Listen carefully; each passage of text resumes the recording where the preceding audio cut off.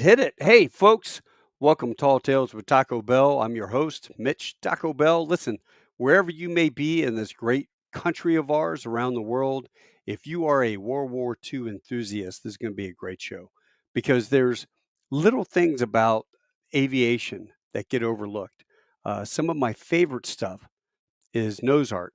And I love, like when I was up at Oshkosh, walking around all the World War II birds and the beautiful nose art that they had up on the side of the airplanes.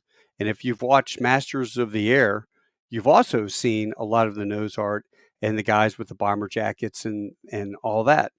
Well, it was just so funny.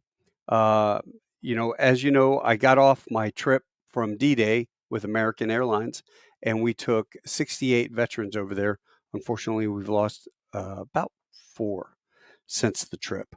But part of our deal was we made a booklet that had the bios of all of our participants, and we searched the country for photographers to be able to accommodate us and take some good, solid photos of our veterans uh, for the book. And I was up at Oshkosh. We sat down and have lunch right next to the warbirds, and there's a gentleman there. Hey, sir, do you mind if we sit at your table? Yeah, sure, go ahead. So we sit down, we start talking, and lo and behold, I find out that I am sitting next to one of the nation's premier photographers and a gentleman that has made a new book called The Bomber Boys, World War II Bomber Boys. And it's fascinating and it's a really interesting subject. And without further ado, I'd like to bring John on. John, I'm going to switch you around. How you doing? Hi, Mitch. Fine, thanks. How are you this morning? I'm doing great. Listen, it really was fortuitous that, we're sitting down together having lunch, a big sloppy hamburger, and we're talking about stuff.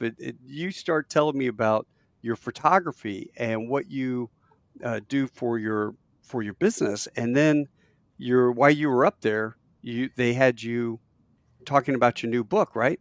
So, Bomber Boys is just a fascinating subject to me, as I was kind of alluded to in the beginning. How did you come up with the idea to make a book about the art on the back of the flight jackets? Right. I'm a veteran. My dad was a Green Beret, so I grew up, in a military family, military environment, and I had known about the jackets for a long time, but I had never actually seen one. And just for giggles, I asked around in my EAA chapter, 690, by the way, in Lawrenceville, Georgia, just outside of Atlanta, if anybody had one, I'd like to see it. Sure enough, one of the members did. They brought in their uncle's jacket, and I photographed it. And just for giggles, I sent it a couple of JPEGs via email to Dorothy Cochran, who's a curator at the Smithsonian Air and Space Museum. I had met her through one of my clients, didn't really know her that well, but I just sent it to her. Hey, Dorothy, this is something you might be interested in. Yeah. 58 minutes later, I got a separate email inviting me to come up and photograph 15 jackets in their collection. Oh, I was oh! Did you get flak bait? Were you able to photograph flak bait? I believe so. Yes. Yes. Because as a kid, if I remember right, they had that bomber jacket next to the front half of the fuselage of flak bait at the Air and Space Museum. Right. From what I understand, it hung inside the aircraft on the radio operator's chair for years because he was walking through the museum one time and he said, "Hey, that's my plane." And they're like, "What do you mean?" He said, "That's my plane that I flew into the war." And one thing led to another. He donated his jacket, and at one point they decided Oh, to remove it from the chair because it's not good to store them that way because the right. imprint of the chair or a hanger could be left in the shoulders. So that's how that happened. Yes, I believe it. I have that jacket. Yes. Oh, that is phenomenal. So she hooks you up with this. Did you go up there right away? What happened? A couple months later, yeah, we made arrangements and I went up there and I photographed 13 jackets in the Udvar Hazy Center, which is an annex out in Chantilly, Virginia. It's a giant building right next to Dulles, if I remember Mhm. correctly, Dulles Airport. And they have all these large airplanes there, but they had a photo studio in the back. So I hauled my stuff in there and we shot jackets, and it was very cool. That And is, and and that's what started it. Initially I didn't have any real thoughts about doing a book. I just thought it might be interesting fodder for a blog post, about lighting techniques and things like that. yeah. And once that happened, it sort of took on a life of its own, literally. And it was easy to contact other museums and say, well, the Smithsonian invited me in their door, so perhaps it might be good for you too. and I wound up photographing in 12 different museums across the country, and a number of privately owned jackets as well. 162 in all. 162, and the book contains like 100, maybe 100, right? 104, yes. Mm-hmm. But you also have, hold on here. You also have not only photographs of the actual jacket, but the stories from the veterans themselves, right? As much as we could, yes. Yeah, we try. Once I started going down this road and I started hearing the stories, I'm like, oh, these, the jackets are an appropriate way to tell these stories. They're just fascinating. And as you know, even a guy who's in the same unit as you has a different story, Right. of military service. So they're all different. They're all fascinating, and they're very much a glimpse into their personal history and the war history as well. So how did these guys come up? I mean, was there just always one guy that was really good at art? I mean, one guy that did nose art, one Yeah. guy that did jackets for his buddies for cigarettes, or what was the background behind that? Right. What I found out was that it's a variety. There were people who were sign painters. Sign painting was a much more common profession back then, before neon and electric signs. And so a number of those guys were drafted, and they lent their artistic skills. Sometimes it was a guy in the same unit. Sometimes it was a guy in your crew. And from what I've been able to discern, there were a few instances where artists off the base were hired. Like in Italy, for instance, and you know how that is. You have any military installation across the world, there's going to be auxiliary services, spring up right out the gate. Sure. And so that's what happened. In Italy, after they came over from the dark side in 43, I believe, their economy was wrecked. So they had artisans trying to make money. And so they painted jackets. They did all sorts of things. I was listening to a recording of one of the guys who's in the book just the other day. And he said he and 3 other pilots put together $60 each, and they had a crew come and build them a living quarters on a base in Italy. Really? Yeah, and he said they scrounged door hinges and nails and windows and the whole 9 yards and put it together. And apparently, it was much nicer than living in a tent. So, yeah, until the base CEO comes down and goes, "Well, that's just really nice. I think I need that." Yeah, right, exactly. This looks like a good place for me. Yeah, yeah. I'm going to commandeer that. I remember watching Hogan's Heroes as a kid, but I don't remember any nose art on the back of their jackets. I think they were just all plain Jane vanilla. Yeah, I remember that jacket is plain, but that's a famous jacket, actually. That jacket was also worn by Frank Sinatra in Von Ryan's Express, the movie. And really? That exact jacket in the TV jacket? Yeah, that same jacket. And from what I understand, it was sold later for about 20 grand. Oh, wow. Yeah. Bob Crane, if he was alive, probably still, swipe. I would have swiped that. Yeah. Hey, I'm leaving. I'll give you $200 for the jacket. I'm out of here. Yeah, exactly. Right. Yeah. And then some of the other movies, POW movies, where there were a lot of guys and they had the leather jackets. I don't recall any art on theirs, but you had a great story. What's the story about the one fellow that happened to grab the jacket and then get shot down and Murder Inc. Murder Inc. Yeah, that's a famous story, at least in some circles, I suppose. So what happened was he was a new crewman, arrived in Europe, and I'm sure it was a supply sergeant or a supply clerk came around, to his living quarters and said, "Hey, you want a jacket?" "Yeah, sure." So he gave him a jacket. Murder Inc. was already painted on it, from what I understand. Right. And so he wore it on a mission, which was not commonly done. And I believe on his third or fourth mission, the crew was shot down. He bailed out, and a German guard photographed him wearing it that day. And the picture wound up literally on Hitler's desk. And he Oh, used it as propaganda against the military, saying that the Americans were pulling hardened criminals out of jails and prisons, sure. sending them to Europe to kill innocent women and children in Germany. So it Yeah. became a very big PR gaffe. And, after that, the word came down through command channels. Maybe you ought to pay a little more attention to what's going on in these jackets. And as an aside, a German captain interviewed him that evening in his best English, which apparently wasn't very good. And he suggested that he scrape it off. So he spent that night scraping all that off with his thumbnail. And he kept the jacket through, his POW time. Uh-huh. And after the war, his son painted that back on there. An article So, was done in the local Charlotte newspaper, and a curator at the Smithsonian saw it and asked him if he'd donate it. And he said, yeah, sure. So he did. So, oh, that's cool. so that's how they got the jacket. Now, you said that they normally didn't wear the trophy jackets? Correct. Yeah. Well, they didn't wear these leather jackets at all, seldom on missions, because, as you know, the aircraft were open air except for the B-29 late in the war. And Right. so the technical term is these are A2 summer weight flight jackets. So they didn't have a liner per se. They had a very simple silk liner at first, and then later it became cotton. So they weren't warm. And there were instances where guys would trade their A2 jacket for an Army field jacket, because the Army field jacket had a wool liner like a blanket. So they were actually warmer. Oh. Mm-hmm. And, Then I wonder how old Hogan Heroes got his jacket. Hollywood, I'm sure there's, Hollywood, yeah. yeah, some, what do they say, artistic license in Yeah, that. yeah, yeah. Or Steve McQueen going Yeah, to the cooler. exactly.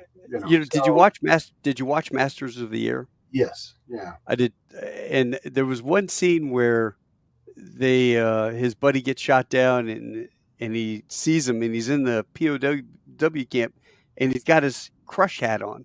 Mm-hmm. And I'm thinking to myself, they're wearing the leather helmet with the headphones. Yeah.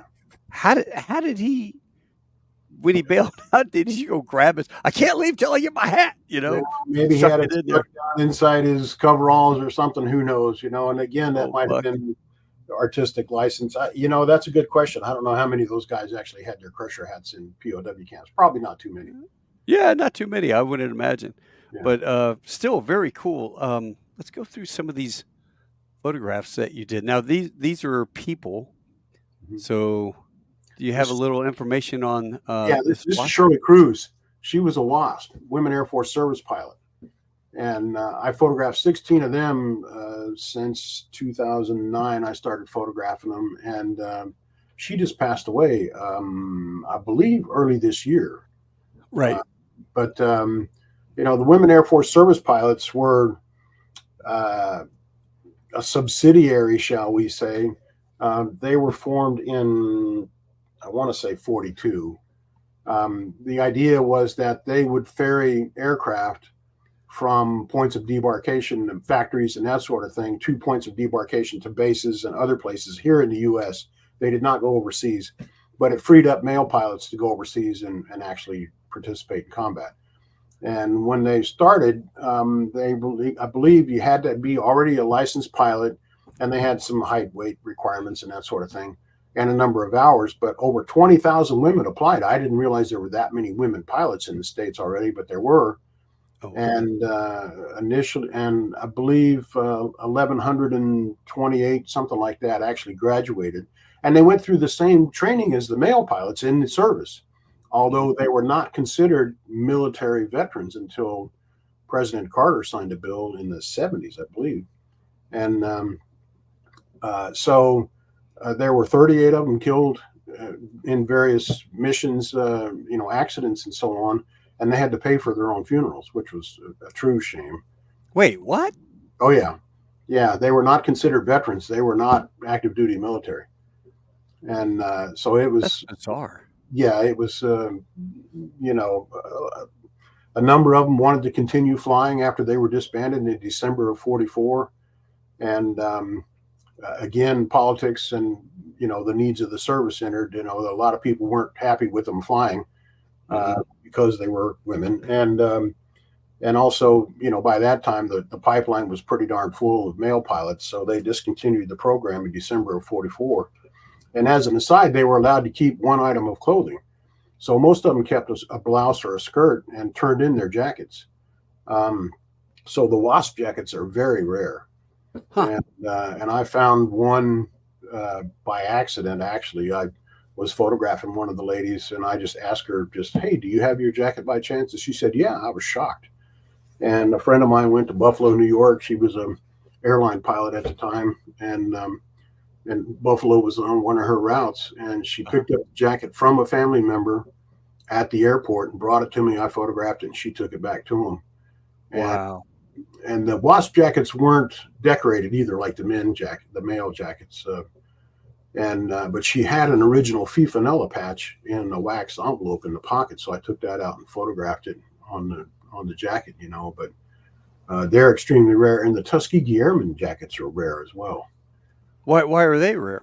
I'm not quite sure. I had a devil of a time finding them, to be honest with you. And there's one at the Tuskegee National Park down in Tuskegee now. The airfield, Moulton Field, is a national park now. Mm-hmm. And there's one there in the case, but they wouldn't take it out so I could photograph it. And it's not in great shape anyway. And I believe the Air Force Museum in Dayton had 2 or 3, and I chose one to photograph there. And I found one that was in an auction house in Kansas City. Near Kansas City. So I went there and photographed it, although it wasn't a great example either, because the guy never saw combat, and it was kind of a bastardized. It had a lot of modifications to the jacket. So the one jacket that I really focused on, I think, is in the book. That came from the U.S. Air Force Museum in Dayton. Gotcha. And the inside of the jackets, a lot of guys put the little, what do you call that? The blood chit. Yeah. Well, that was unique to the China, Burma, India theater. I don't recall having seen any in Europe or the Mediterranean, North Africa. True. True. But originally they were on the outside of the jacket, which didn't make a lot of sense to me, seeing how I thought it might be a pretty convenient aiming point. So, because of the light color, but they eventually were moved to the inside of the jackets. And if you can go back to that picture for a second, on the bottom, there is a stamped number. It's kind of hard to see right here. But essentially, all the verbiage there says in different languages in the Southeast Asia theater, I'm an American, I'm here fighting the Japanese, and if you'll render aid and assistance, and help me get back to friendly lines, you'll be rewarded. Well, the helper had to have the number, or no tiki, no laundry, so to speak, no reward. Right. And from what I understand, they're still in use today. Yeah, I was thinking about that as you were sitting there talking. I probably couldn't find it quick enough, but I have one from Iraq. Do you? Okay. And so you could tear the sides and give them like a coupon perforated, and you could tear the sides and give the guy, and it would have your number on it, so that they could go back and verify, hey, that's attached to, Lieutenant Colonel Mitch Bell or something like that. Right. So, yeah, from what I understand, they were assigned, in a block to the unit, and then the unit would assign them to the individual crewman by number. So it was issued like a weapon, from what I understand, like a controlled item. Yeah. Yeah. We had to also search and evasion. You had code words that they would ask you. To make sure that you're the right person, So you had to, before you went, the S2 guy, Intel guy, would pull out the little 3x5 index card, and he would go over your code words, and you had to do that every like update it once a year or go check it out, so that you remembered. So if you get shot down like Scott O'Grady, and you get on the helicopter, they're like, "What's your mother's name?" Mary. I hope I remember that. Yeah, right. Hopefully that type thing. Yeah. Is this is the Flying Tiger? Flying Tigers, right? Yes. No. Yeah. So this is Paul Crawford. He's still alive, by the way. He lives in Atlanta. He can't hear worth a lick, but he's still with us. he flew a P-51 in China in 1945. In July, he was shot down on his 29th mission, and he told me that he was really kind of ticked off because it was the best. It was a brand new P-51. He said it was the best plane he ever flew. He was strafing a railroad facility, and I think something caught him in the radiator or something. So he went down, and he spent the following, I believe, 3 weeks walking over 200 miles to escape the Japanese with the help of the communist Chinese. And he wound up in a compound owned by a Chinese businessman that had gone to school in the States. And he had married an American woman, and there was an airfield nearby, and Paul and several other pilots were flown out several days later back to the world, back to his unit.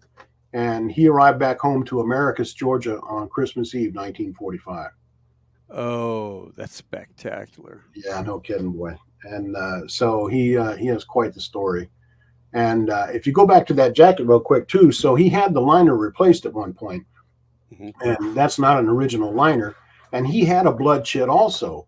And whoever did the work threw the blood chit away. Oh. Yeah. And I said, Paul, did you shoot the guy? And he said, I thought about it. And he is still ticked off about that. Oh, I bet. But, the little American flag is in there and that sort of thing. But, there was all sorts of tales about what happened to these jackets after the war. Yeah, sorry, go ahead. No, knowing what I know now, I wish I could go back in time. I went to a small private school in Charlottesville, Virginia called Blue Ridge, and we had a teacher there named Bob Eason. And Mr. Eason, tall, distinguished gentleman, we had chapel every morning. Well, when Mr. Eason would get up and talk, he would talk about his time flying P-51s in Burma, China. And I wish I could go back, and so he's up there one day, and he had a very distinct voice, and I see if I can imitate him, but he'd go, back when I was flying P-51s in Burma, China, I was attacking these Japanese harbor, right? So I was coming down on what we call a strafing run, where you come down, all 6 machine guns are clattering away, and 50 cal bullets are just destroying everything in its path. And as I was coming down, I saw these 2 Japanese fellas, and these 2 Japanese fellas, they're all looking at me, and I'm looking at them, and I'm about to fire my machine guns at them, but they're running so fast, they weren't looking where they were running. They ran into each other, they hit each other, hit their heads, they fell backwards and passed out. And I was laughing so hard, I forgot to squeeze a machine gun. And I flew over them, and then I came back, and I blew a ship up, or I did something else, and we came back. And so we were in class later, and we're like, Mr. Eason, did you really forget to shoot the machine gun? He goes, oh, hell no. I was laughing the whole time I shot those. But that's not something I can say in church at the pulpit, Yeah, right. Like, Exactly. Now I wish I could go back and say, Mr. Eason, do you have your jacket? And do you have this? And also at Cherry Point, I had a Cherokee 140, and there was a couple that owned an Aerocoup right next to me. And so I became good friends with them, and they would always invite me over to the house for dinner. I was a young single guy, and he was a mechanic out there in Burma and working on the airplanes, C-50, no, the Skywagon, no, the DC-3, Dakota looking, but the big one. C-47. C-47, the big one, Yeah, like that's more of a bulbous nose. C-54, I think. Yeah, the one that had the more of a greenhouse-looking cockpit and stuff like that. But they were doing the Burma China deal, doing the supplies over the hump, and he was a mechanic working on the engines. Just a fascinating guy who got into scuba diving later on. Very incredible life, and they're all gone. I mean, they're all past, and their stories are long forgotten now. I haven't thought about either. Yeah, so I guess I photographed over 20 veterans and 16 WASPs, 16 original rose-headed riveters was another byproduct, just by chance, that happened. And but they had some fascinating stories. They really did. Yeah. One of the guys, I didn't photograph him, but I shot his jacket down at the Lowndes County Historical Society in Valdosta, Georgia. Little tiny county museum, right? And they had 2 jackets there. One was a Navy guy, so he didn't make the book, but The other guy was from Valdosta. His dad was a local doctor, and his dad forged his birth certificate by a year. So he joined when he was 17. Wow. He was already the state high school football champion in whatever class they were in, you know. And so apparently not a very big guy, but he was shot down, forced down in the Thames estuary a year later, flying as the pilot of a B-17. The Uh-huh. Brits fished him and several other of the crew members out of the water. And they said, you know, and they went up to him and said, you know, what's your position in the crew? Well, I'm the pilot. And the guy's like, yeah, go back to sleep, you know. And he asked one of the other crewmen, you know, who is that guy? And he said, yeah, he's the pilot, 18 years old. And he finished his missions in Europe and came back to the States and started training guys in B-29s. He got bored with that. He volunteered to go to the Pacific, and he flew 5 missions against Japan as a B-29 pilot. Oh. And by the way, when he arrived in the Pacific, he had all his ribbons and so on from Europe. And the guys were like, who the hell are you? You know, I mean, he's Yeah. 19, 20, whatever, you know. And so anyway, he flew 5 missions. The war ends. He's 20 years old. And I obviously had enough points to get out, but what Yeah. did he ended up doing after that? He went on to become a medical doctor. Really? Yeah, and long life, you know, and it's just like you can't make this stuff up. No, no. You know, it's funny. I did an article years ago, "Heroes in the Hood." You Mhm. never know who Yeah. you have. Who's done And what? my wife called me up one day and goes, "Hey, could you go help um, Bob? His boat got stuck under the boat ramp, Mhm. and because of the waves, and he Oh. just needs help pushing the boat under from underneath." So I went over there and I helped him, got the boat loose, and then he took me up into his house, Mm. and up on the wall is Air Force. Um, he had a Silver Star, and Mm. he had a. Do you have an Air Force Cross? He had Just he had distinguished the flying. Distinguished Flying Cross, and he had the Silver Star, and I'm Mm. like, "Where'd you get the Silver Star? When was this?" And I'm reading the citation, and it Yeah. was Vietnam. Mm. He flew. He flew. He was a Raven. He flew the little single engine spotter plane up Okay. and down. And he goes, "Yeah, I stayed on the Ho Chi Minh Trail a little bit too long, and yeah, that's how I got that one." Uh-huh. And so I'm fascinated. I go, "Can I come back and we talk about your background?" Sure. Well, you know, older gentleman, never been married. Mm.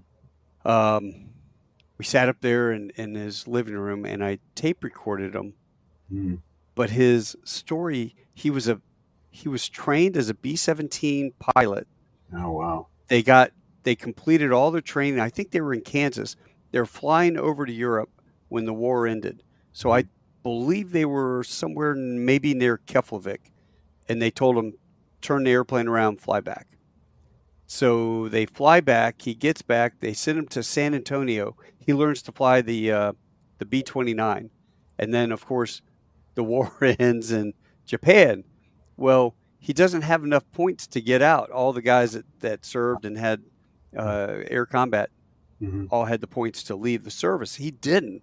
Mhm. So he goes, "Well, what can I do?" And they said, "Well, you can go out to the Pacific, and we'll put you on this little island called Iwo Jima, and you can fly a B-17 out there since you're qualified, Uh-huh. and you can drop lifeboats from the B-17, and you'll do sea rescue." So he was Huh. a second lieutenant for, I want to say, for like 5 years, Wow. and then he finally got promoted to first lieutenant, and Mhm. he spent all his time out there dropping lifeboats to ships that were in trouble or whatever. Mhm. Um, and then he came back and got into the B-47, no, the B-36 Peacemaker, the big one, Mhm. and then he went from that to the B-52, Mhm. and then, so now he's a senior, you know, old major in the 70s, and he gets into a pissing contest with some general, Mhm. and the general basically got him orders cut to go to Vietnam to be a F-105 Wild Weasel. Well, he goes up and he makes the argument that I never flew single seat jets. This Mhm. is suicide, Yeah. but I'm a private pilot. I own a Bonanza, I'll gladly fly spider plane missions. And the general just wanted them dead and said, Yeah, right, "Yeah, that's a great idea. You go fly those spider plane missions. You're going to get shot and killed anyway." And he went over there and survived. But just mm, fascinating guy. So you never know who you have, but they're all gone. right, yeah, It's killing me. yeah, yeah. At one point, I'm not a videographer per se, but I had a friend go with me, and he did 3 or 4 video interviews after I did the stills, and I had a handheld recorder and I recorded several more stories. I think I sent one to you, a short snippet of one of them. Yeah. Uh, um, um, of a guy who just showed up in England and what happened when he was in his barracks the first night. And How about this one right here? That's kind of cool. so yeah, this is a beautiful jacket. So this Fancy jacket, Nancy. yeah, this jacket was brought to me by Jan Johnson. She's a friend of mine in California, and she's uh, a lady that I met through Women in Aviation International, one of my clients, and Uh-huh. a private pilot and that sort of thing. And anyway, she has done jewelry designs with the wasp thing on them. And so she was talking with a jeweler out there in California about the jewelry. And one thing led to another. And somehow she discovered that they had this jacket. It was not a family heirloom or anything. They just had it. They owned it. And she said, "Hey, I've got a friend doing this project. Can I take it to Oshkosh and have him photograph it for the book?" And they initially said no. And then they relented. They said, "Well, let's get it appraised. And then once we have that in order, you can take it." So they had it appraised. It came in at $8,000. Wow. Yeah. And this was, I don't know, 3 or 4 years ago. And she brought it to me and I photographed it in the garage of the house we were staying in. And And, do you have a history behind it? um, a little bit, not a lot. I'm trying to remember. I think the guy worked in a store, maybe a liquor store. I can't remember, before the war, just as a clerk or something. And I believe he went back to that after the war. But Uh-huh. the little parachutes on there denote bailouts. And so once you start looking at these jackets, that's what the symbols mean. They all have symbols on them, a lot of them, not all of them, but and each bomb represents a mission. And so it says 50 there, and I have several in the book that have 50 bombs on them. And so what happened was, uh, generally those were in the Mediterranean theater. And Uh-huh. up until October of 44, if you flew more than 600 miles one way to one target, you got credit for 2 missions. So, Uh, and then I believe in October of 44, they changed that policy: one target, 1 mission credit. And oh, so, poor yeah, guys. so some guys that have 50 bombs, they flew 35 missions, but the math works out to have 50 bombs on their jacket. I So was gonna that's, say this has got 30 on it.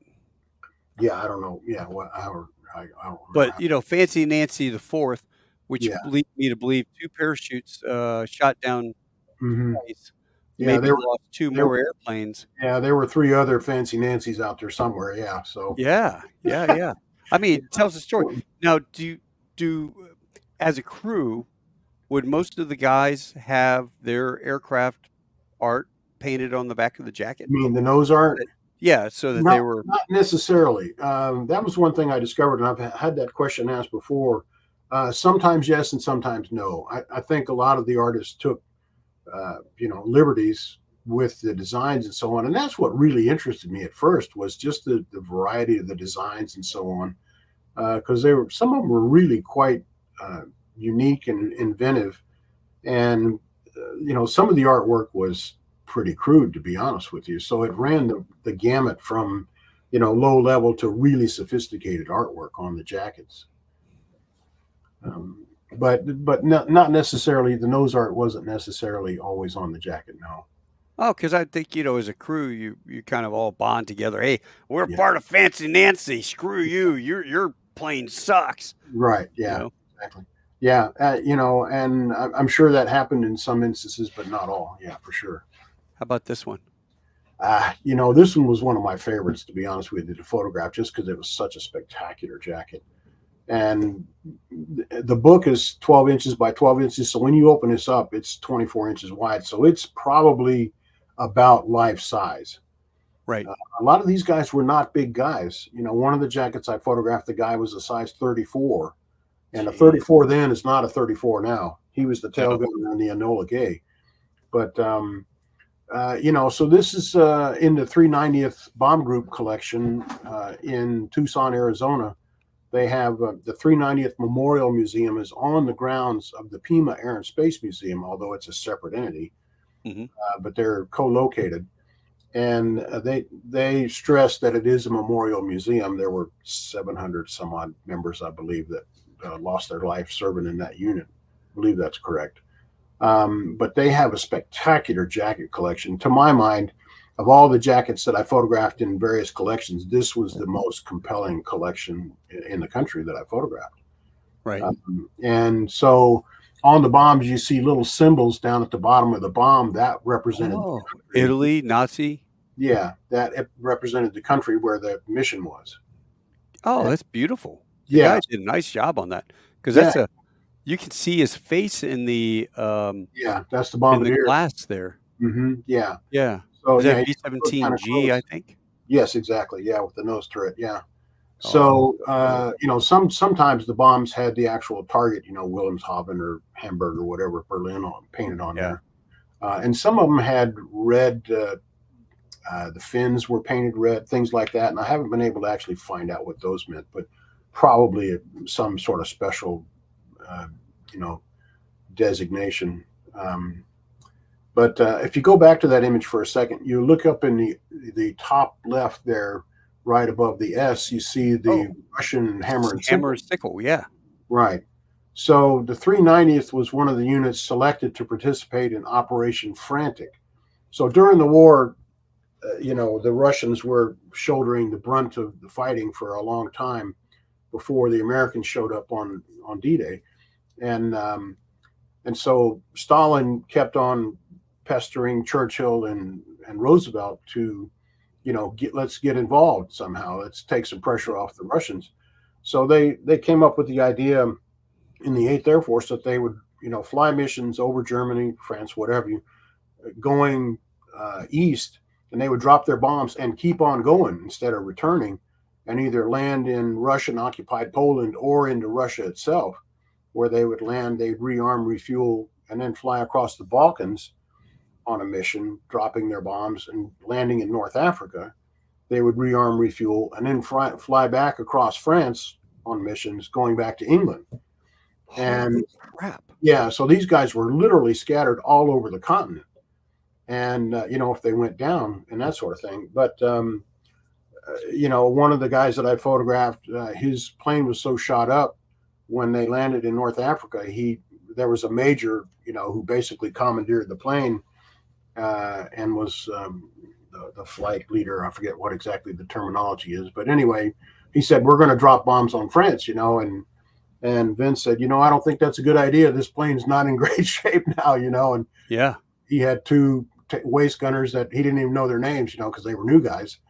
And sure enough, they get over France and the plane craps out and they dump in the English Channel and floated around for over 24 hours before they were rescued. Oof. And 3 weeks Well, later, he was back flying again. but anyway, so this effort, it started out with good faith and that sort of thing, but the Russians didn't uphold their end of the bargain, shall we say. They wanted to have ultimate control over who secured the airfields.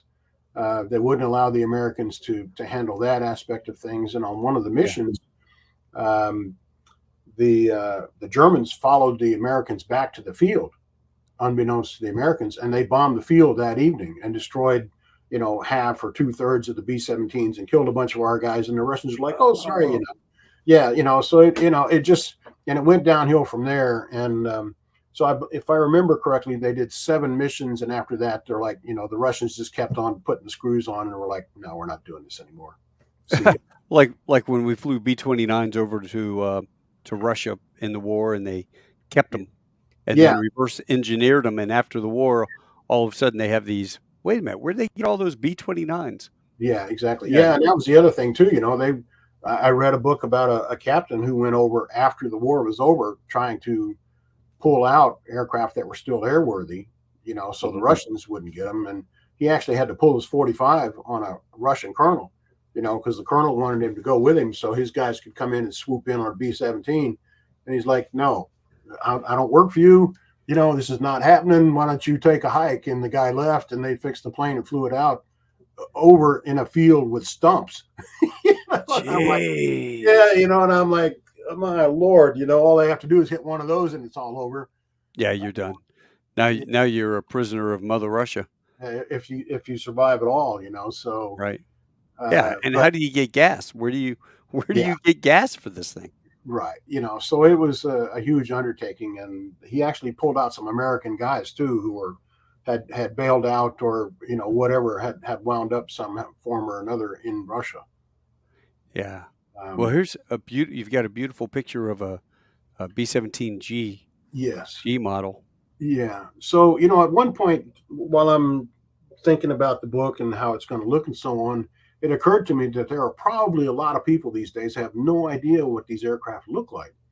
Uh-huh. So, I had known about um, an illustration of Punchy Pal's P-51 that I had seen in years past, and I contacted the artist, who I didn't know, had never really even spoken with, and asked him if I could use that particular image in the book. And he Mhm. said, no. And he said, I'll tell you why. He said, I did that picture 20 years ago and I can do it better now. So he did. Oh, Yeah. So he did it better. And, wow. and one thing led to another. And it's on the inside cover of the dust jacket, all the way across. So it's like a 3-foot poster on the inside of the dust jacket. My graphic. Oh, yeah. Yeah, it's fantastic. But That's he gorgeous. wound up contributing several other illustrations too. I think there's 6 or 7 P-47, the Stearman we saw earlier, B-17, P-51, etc. How about Old Faithful here? This jacket is local to Atlanta. The owner, Terry Kingery, that was his dad's jacket. Uh, Terry lives in Marietta, and he brought that to me, and I photographed it, and it was just a spectacular jacket. Now, when you see it in real life, it's not quite this colorful. I did pop up the colors a little bit, which is the beauty of digital. You can do that. These were all shot with a very high resolution medium format camera. mhm. And initially, I had a hard time deciding how much to saturate the images, because that's easily controlled in the software. Um, and, so I don't want to say I dumbed it down, but I didn't bring it up to full saturation, shall we say, initially. And then I got to thinking about it and how they must have looked originally Yeah. when they were new. And I'm like, I bet these were spectacular when they were new. So I took a little more liberty and brought them up, not full saturation, but, sort of straddled the fence in that regard. And I think we struck a pretty good balance there, but it was just a spectacular jacket. And the pillowcase on the left, a granddaughter and niece drove from Iowa to bring me a jacket and several other artifacts. Uh-huh. They said they had other business here in Atlanta. I'm not so sure, but they pulled up in my driveway and we shot the jacket, and then they started pulling out all this other stuff out of several other boxes. And I'm like, that's cool. And apparently he collected these pillowcases everywhere he went. Huh. And apparently they were quite common. And the niece said, oh, yeah, they were on the couch for years, at the house. I'm like, Yeah. just no big deal. And I think they had 12 of them, I believe. Uh-huh. And, but it just, and by the way, John Mollison is the artist who did the illustrations. He's heavily involved with the Distinguished Flying Cross Society. Mm. Has done a number of interviews of people who are involved in that outfit. He's a really good guy. He's an amateur historian in South Dakota. Okay. Um, Well, and you know what I've got to get you hooked up with is Mark Whittam. He owns a museum, North Texas Military Museum of okay, North Texas, okay, and people are donating. I mean, it's full of personal mm-hmm, things, mm-hmm, and so he has tons of uniforms and I'm sure flight jackets, and I know he has a Foot Locker that was it was in the Pacific mm-hmm. that was painted. It's gorgeous with Oh wow. F4U Corsair on it and all that. Mm-hmm, Um, I'll have to ask him if he has any. If he has any, I'll get you two hooked up. Okay. You know, Yeah. it's funny you say that. A lot of people have asked me now, so what are you going to do next? What's your next trick? You know, now that the book is done on the jackets, and you know, and I've been kicking that idea around, and I actually uh, had a conversation with Keegan Chetwin in the same tent where we had lunch on Saturday at Oshkosh.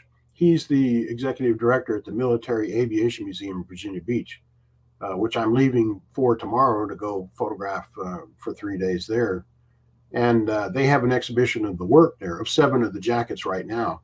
Oh wow. They put up in November. But, you know, we got to talking about what I might do next and that sort of thing. And there's a project in the Netherlands called 100 Objects. And I can send you the link. But basically, I believe over 20 museums in and around the Netherlands contributed objects that were then photographed, and the stories were went along with the objects. And apparently, it's been done in several different arenas now. But the idea came up: well, why not do 100 objects that are aviation related that are not aircraft? Uh-huh. I'm liking that idea, you know. And so, and as it turns out, the pilot of Panchito, the B-25 that was at Oshkosh, whose name escapes me because I haven't met him yet, he owns a wristwatch that was given to Jimmy Doolittle by Charles Lindbergh, and it's engraved that way on the back of the watch. Oh, I'm like, now that's cool. that's so cool. That would Yeah. be something worthy of photographing for a book like that. So, Yeah. you know, so we're kicking that around, and Keegan was telling me they have a bowler hat that belonged to Churchill in their museum. You know, it's not aviation related, but that's a cool item nonetheless. So, And does he have Chucky, the B-17? I don't know. I don't think they have a B-17. I'm not sure. Because we had a B-17 down here in Fort Worth named Chucky. Uh-huh. And Chucky was the wife of Doc Hasp, who has long since passed. But the B-17 was in this vintage hangar from World War II. Mm-hmm. And every year we would volunteer. I would volunteer with my dad, and we'd set tables up and whatnot. And they had the big 40-piece Glenn Miller band. Mm-hmm. So if it got sold and it was moved to Virginia Beach, that's the last I know. Okay. But they may have. I don't know. I'm not totally familiar with their collection, although I was looking at Jerry Yegan's book last night as part of my homework for this weekend. If you go and he has it, or you find out who has it, Mm-hmm. I proposed to my wife in the nose of that B-17. Oh, did you really? Yeah. I got in through the back. They were doing tours through the front. She Mhm. blocked off the front. I came in through the back with my wife.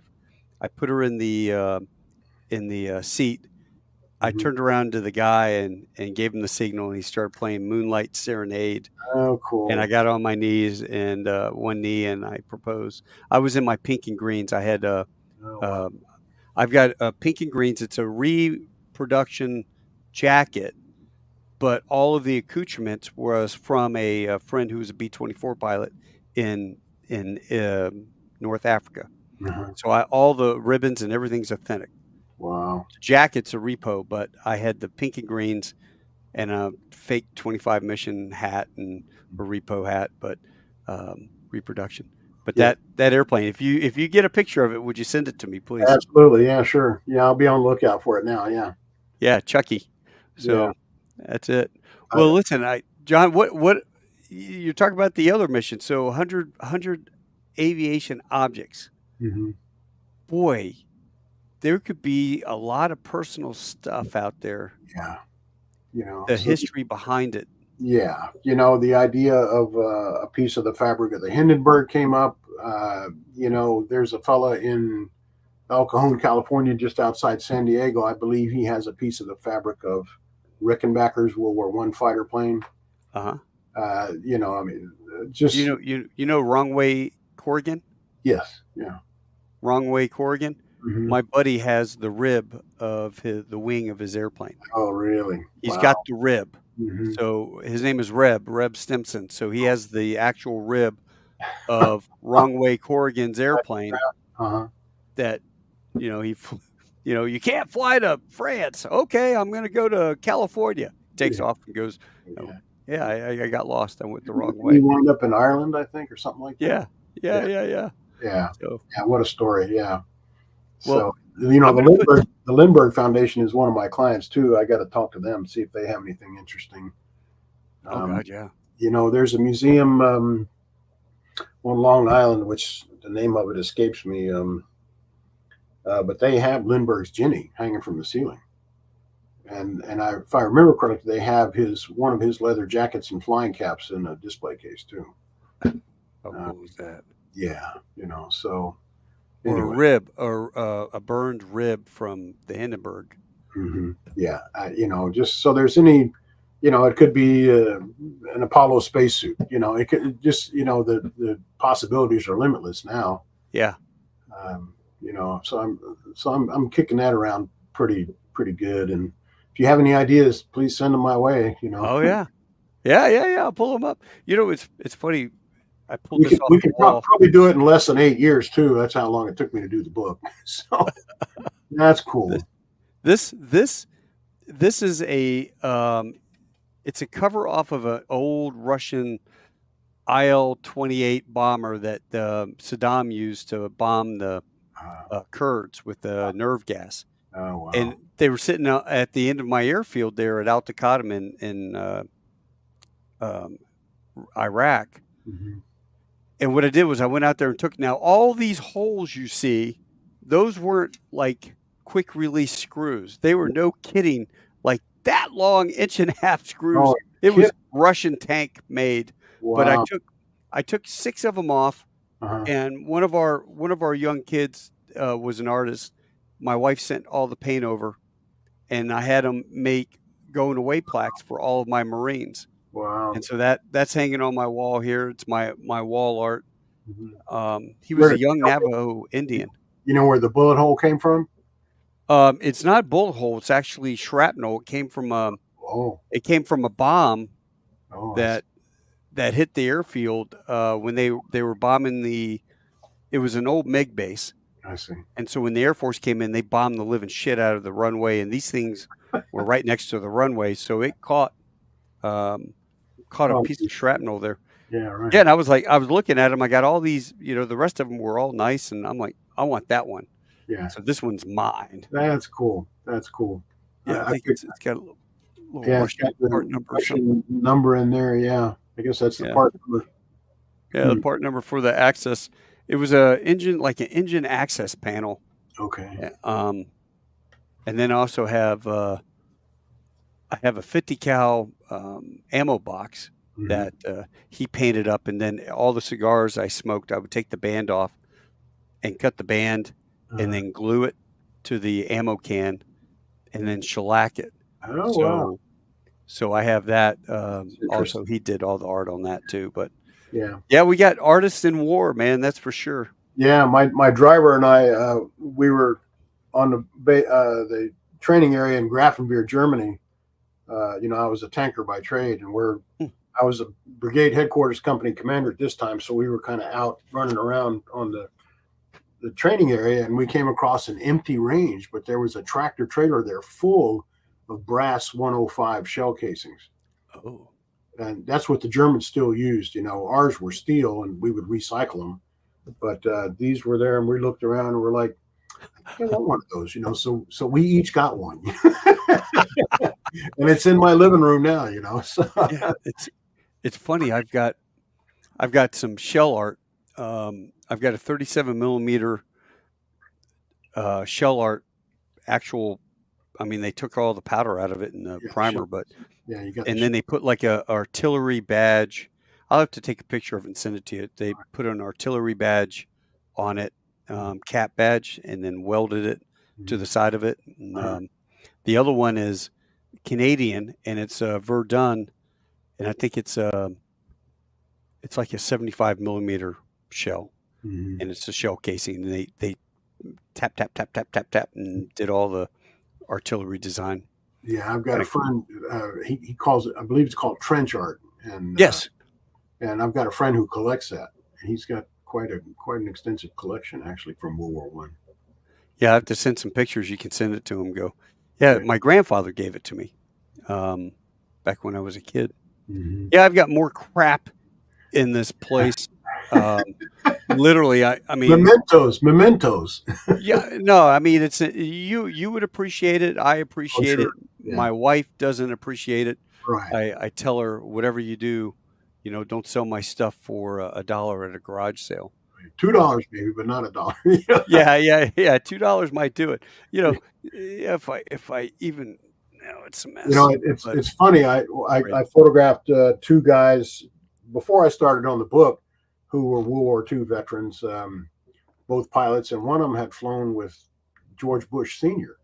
in his Mhm. same unit, in the Pacific, and he told me that while his wife was alive, all of his stuff was out in the garage, and I and after she passed, he brought it all in and put it in his office, which is where I photographed him. I thought that was pretty funny. Yeah, all that stuff's just in a box somewhere. Right. Yeah. Yeah. Well, you come out to Texas, I'll show you my messy office, but got Oh, yeah. a got a 1919 up against the wall there. I have a bloodshed framed from World War II Cool. on the wall, Uh, and or no, actually, that's Iraq. And yeah, I've got all sorts of junk that you would appreciate. oh, I'm sure. Yeah, we could talk for hours. Yeah. Yeah, I flew C-130s, but my hobby is armor. So I You have. You mean probably like, saw these when you were over there. oh, really? Yeah, I had a British Fox for a So couple years. are those French or British? British.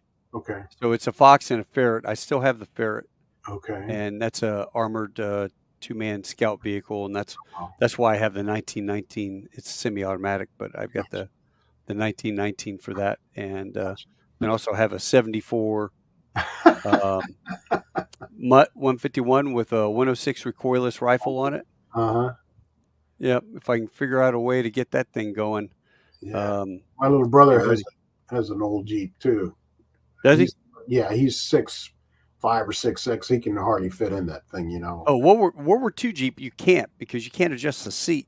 Right. The steering wheel's right up against your belly. I mean, it's built for a little 18-year-old skinny kid. But Exactly. at least the 151, they figured out you could adjust the seat and roll it back or forward, which was nice. Right. But I've had there's Bob Patterson. He's a friend of ours, Medal of Honor recipient in a parade, and he's up in the turret there. Uh-huh. But now we're into Hummers, and Oh, we wow. fix up Hummers, and that's that one right there started out as a two-man. That's my daughter. I turned it into a four-man, I see. and that's right there. We've got that. So Huh. anyway, we just have fun with those things. As an aside, when the Army came out with the Bradleys and they were assigned to the infantry units, I used to try and aggravate the infantry guys by calling them tankettes. Oh, I bet you did. I bet that was It's not a tank. yeah. Yeah, that's but it looks like a tank, especially the Fox with the 30 millimeter cannon up there. It looks like a tank. And Right. I'd roll down the road, and people go, "Man, I saw a tank today." And I'm like, "Well, I call it a tank just because that's what you associate. Yeah. It's technically an armored scout vehicle because it has four wheels. Yeah. A tank has treads." And they're like, "Oh, well, it still looks like a tank." I'm like, "Yeah, Yeah, you can call right. it a Yeah, tank. I don't care." civilians don't care, but it just aggravates me when some TV announcer gets on there. So, we had a tank go by today, and it's a field howitzer or, an armored personnel carrier or something, and I'm like, no, it's not a tank. They don't care. Yeah, yeah, yeah. And Abbott 105 self-propelled. Yep. Right. Oh God. Well, listen, brother, I so appreciate you. I'm going to put the link to your book, to your website in Please. the description. And folks, you can go on there. It's World War II bomberboys.com. That's his website. Correct. Not only that, you know what? As a matter of fact, hold on a second. Let me do this. I'm. And we have a YouTube channel too. I should mention that. Do you? With some of the interviews on there. Yeah, it's linked on the website. You've got the store. Now I'm gonna bring this up onto the studio. This is cool. Let's see. I want to share this. So Share screen and whoop, nope, not that. You've got the mug from 12 O'Clock High. Yes. Yeah, I recently was introduced to two young ladies out in California who the principal, her granddad, founded this company called Archbury, and basically they're reproduction Toby mugs. He's got the little ones, 16 ounces, which is for coffee, but they have a big one too, like you see in the movie. Yeah. Those are made in Michigan, handmade, and I think they're $200 somewhere in there. The little ones, come from China and they're $40, whatever it is, but we've actually sold a number of the little ones. And by the way, there's a downloadable PDF on the website of all the jackets in the book. It's a spreadsheet actually that you can, import into a spreadsheet program, and you can cross-reference by contract number or unit. If I knew the details, I would put it in there. Right. And that sort of thing. So that's a help, I think, to some people anyway.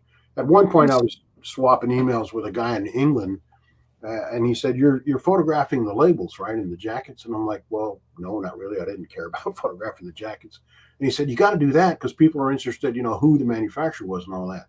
So I started doing that, and and that's what led to the spreadsheet. What is the Ryan ST part? Yeah, that's an Orion STA. It was a aircraft built in the 30s. It was actually a pretty fast airplane for the time, and it was used as a trainer.